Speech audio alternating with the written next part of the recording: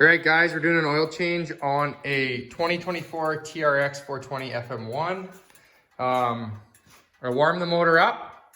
The skid plate's off this right now, so you're able to see easy, but here's the fill and check. Filling and checking, you want to dip this, not thread it in. So clean it, dip it, check your level. Your skid plate is off right now, but here's your drain plug, okay? And that is a 17 mil. We're gonna put on there, crack that loose, let her drain. And then we're gonna come around here and we are gonna pull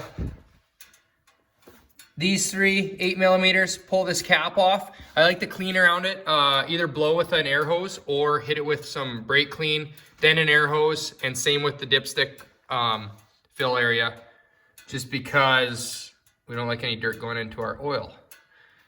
And this says, notice, filter seal faces out. All right, let's go. So the way that came out of there, there's a spring in there. Spring goes inward. And then there's an O-ring right here too. You gotta make sure around that orifice right there, that doesn't come out. So here's your oil filter assembly. Spring goes inward, and this is this side and spring towards engine. So it says it right on the oil filter. I don't know if it says it on the new one there. I'm gonna put in some 040 amps oil with this KN-113. This is outside. So the outside has the seal on it, the rubber seal in the middle. Inside's got nothing. Okay, and there's your oil cap. I just like to clean that up, so I'll just flip it, let it drain, and I'm going in for dinner. When I come back out, we'll put her all back together and then put some oil in it. I also seen here, this is a pretty new machine. I don't know if he's got any warranty to cover this or not, but you see that it's your stator wires coming out of there with the rubber grommet. It's leaking oil. So I'll clean that up. I'll probably put some little bit of, I have some heat seal silicone I'll probably put on there rather than Moto Seal. I have some Moto Seal gray silicone, but that usually works better between crankcase surfaces and stuff.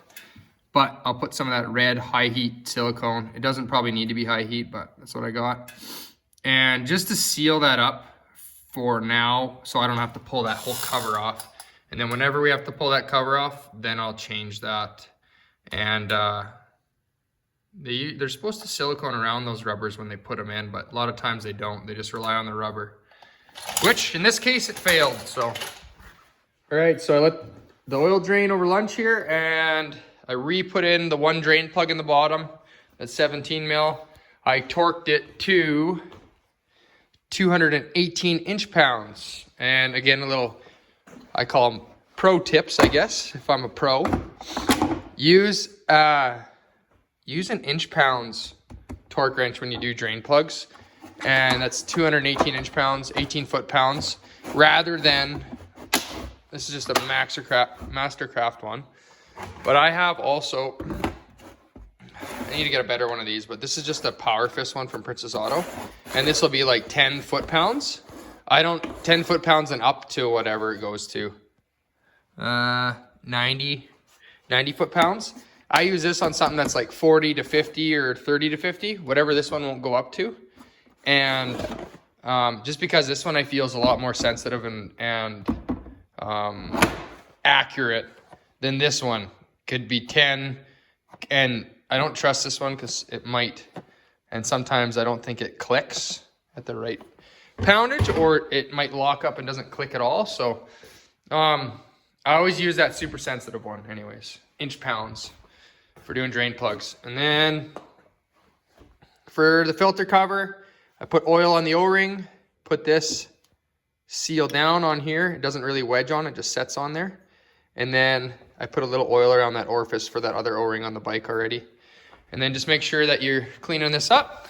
And I just like to wipe it a little bit sometimes. Clean it up, and we'll put it back in. And I don't torque these ones. They're probably like 7 foot-pounds or something. I don't know, I didn't look it up. But what I do is put a little Loctite on them, blue Loctite, and then I'll just hand put them in and tighten them up by hand, because I don't always trust putting those in with there being if there's any oil in the hole, your torque reading will be out to lunch. So I think any lubrication can add up to like 40% additional poundage. So if your torque wrench is set at 10 foot-pounds, it could actually be torquing like 14 foot-pounds when they're lubricated. So I just snug them in with this, and then that glue, like this Loctite, will stay on the threads, and then when you take them in and out, they'll never vibrate out after you do this once or twice, and then you don't have to keep putting it on. But now the thread holes will be a little bit tacky and a little bit of an interference fit, so those will never vibrate out. And I just snug them up. Kind of been doing this a while, so and I'm sure a lot of you just snug them up, and they don't need to be too tight. There's 3 of them holding them in there. I'd really like to do one day is do like do a test where you put them in and you put them all at different tightnesses and super loose one of them, and then just drive around and keep an eye on it and see how long it takes for it to vibrate loose, if it ever does. So don't over tighten them. Strip thread holes suck. Now let's put this in there. All right, so we're gonna put the oil filter back in. I got the spring in place in there. You can see it sitting in there. Kind of holds itself, make sure it doesn't fall out when you put it in. And I'm gonna put this housing in. Again, filter seal down, it just sits on there, it doesn't really wedge on. And then put 3 screws in. Okay, I got all my screws back in there. That's the way that's orientated. I would recommend changing those O-rings. There's 2, right? There's one here and one around the cap. So change those O-rings every 3 oil changes or so. I'd recommend. You probably can get away with 20, but just safe practice to do that. Also, make sure you lubricate the O-ring on the cap with some engine oil. Okay, now we're gonna put the cover back on. Basically, it just clips back on. Make sure all your nubs are there and your rubbers aren't stuck to them. Sometimes the rubbers pull out with them. And then make sure you fit your ears in at the bottom. And that's about it. But I'm going to add oil first and check it, I guess. So, all right, now it's time to add oil. I got the filter cap on, I got my drain plug in, and I'm gonna clean that up, and then we'll drop the funnel in there. I think they take about, did a little calculations here on the last one, 3.134 liters of oil in the 2019. So I'll put 3 liters in and see where we're at. And then we'll go off there. So these aren't quite a liter, but so I'll put 3 of these and 150 mils of that in there. Okay guys, what I ended up putting in on this ATV is 3.338 liters. That's rough. It's probably closer to 3. So I'm gonna check it here. And again, it's a dip. So take it out, wipe it, dip it to check it.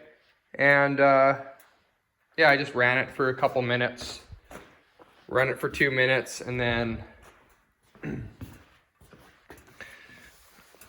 leave it sit for a minute or 2. I think they say like run it for 3, leave it sit for 3, but do this with one hand here. All right, so put it in, the old dipski.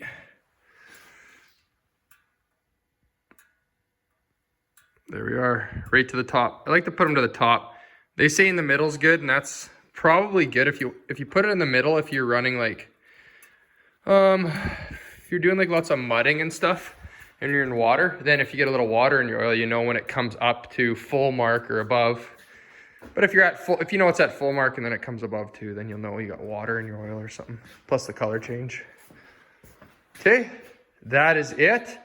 I like to write on the airbox lids the model and stuff, so it's easy to just pop the seat off. And when you're ordering parts and stuff like that, I don't got to keep looking at the serial number to make sure. I got dip on here, and I'm probably gonna write on there 3.2 liters because this one's close too. So I'll put 3.2 on there, and then plus minus 100. Depends how long you leave them sit, I guess. I let this one sit for a while, a couple hours, so she got all the oil out of it.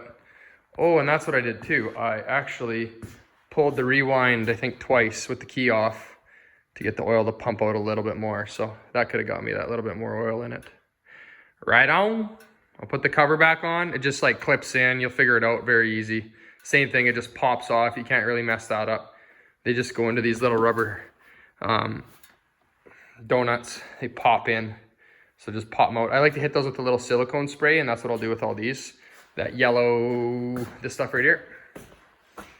Yellow silicone lubricant helps lubricate the rubber and stuff like that. It doesn't wear it out and crack it.